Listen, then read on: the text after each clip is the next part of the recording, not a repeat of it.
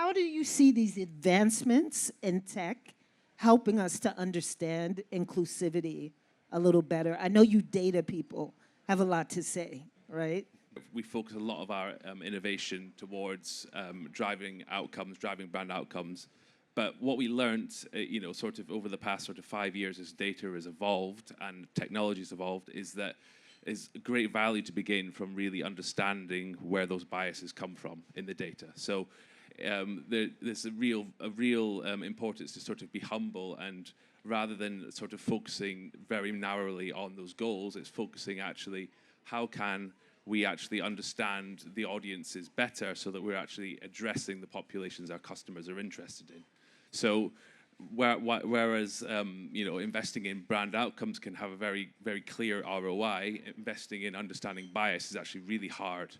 So there's a really, a very, not a clear ROI. So we invested for a lot of time and nothing was coming of it. But then eventually when we got to the bottom of it, we found that there's a real sort of symbiotic relationship there. So whilst you're sort of doing what's right for your advertisers, doing what's right for your customers, the upside is it actually helps to sort of improve results, as well as understand that sort of trade-off between sort of tech and actual making sure inclusivity is addressed. But what happens when the data perpetuates bias?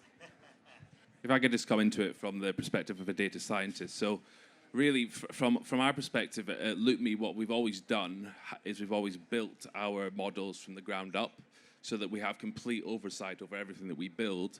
That allows us to have a healthy level of scrutiny when we are looking at what's driving our campaigns, what's driving our advertisement. With generative AI, along with all the fantastic opportunities that it brings us, what it does also bring us is it brings us with a degree of black box.